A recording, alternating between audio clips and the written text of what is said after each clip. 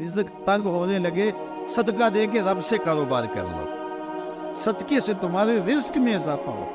یہ رب کا وعدہ ہے، اللہ کے وعدے جھوٹے نہیں ہو سکتے۔ رزق کی برکت کا ایک اور بہت بڑا ذریعہ النکاح ہے۔ فرمایا اگر تم نکاح کرو گے، تم فقیر ہو وہ تمہیں غنی کر دے گا۔ لوگ کہتے ہیں بچہ پیروں پہ کھڑا ہو لے تو پھر نکاح کرے، اللہ کہتا ہے تم نکاح کرو ہم پیروں پہ کھڑا کر دیں۔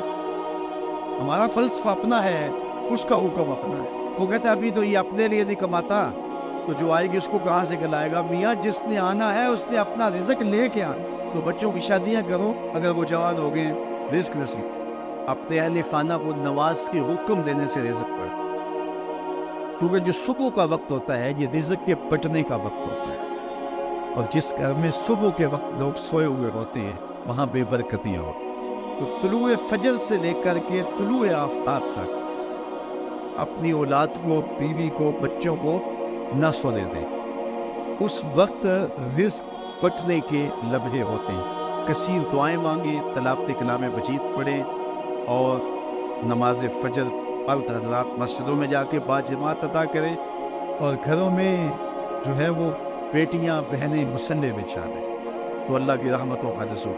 اب ایک حدیث میں رزق کے اضافے کا ایک اور نسخہ ارشاد کیا گیا۔ میرے حضور نے فرمایا جو شخص یہ چاہتا ہے کہ اس کے رزق میں برکتیں ہوں اور اس کی عمر میں اضافہ ہو، تو وہ اپنے رشتہ داروں کے ساتھ سلوک اچھا کرے۔ رشتہ داروں کے ساتھ اگر اچھا سلوک کرو گے تو پھر تمہارے رزق میں برکت ہو۔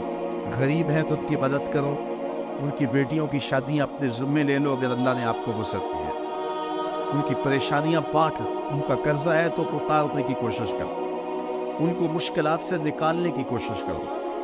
تم ان کو مشکلات سے نکالو گے، اللہ تمہیں مشکلوں سے نکالے۔ تمہارے رزق میں بھی برکتیں ہوں گی اور تمہارے مال میں بھی برکتیں۔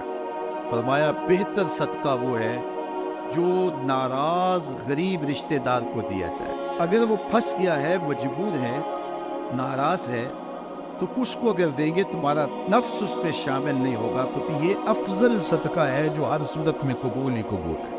رزق کے اضافے کا ایک اور سبب الاحسان الی الضعفاء، جو کمزور لوگ ہیں ان کے ساتھ اس نے سلوک کر۔ الانفاق علی طلبۃ العلم، طالب علموں پہ خرچ کرنا، یہ بھی رزق میں اضافے کا سبب ورزی ہے۔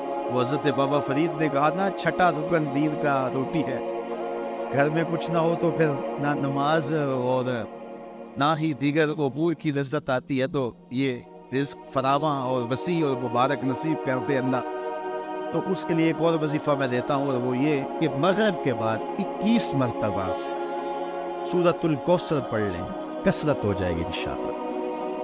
اول خدوشی پڑھ لیں، 5-7 منٹ لگتے ہوں گے، تو سورہ کوثر 21 مرتبہ روزانہ مغرب کی نماز کے بعد پڑھیں۔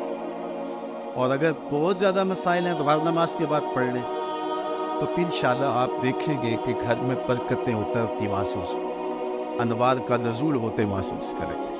تو یہ وہ رزق کے اسباب ہے، اگر ہم اختیار کر لیں تو ہم اللہ کی خاص رحمتوں کے حقدار۔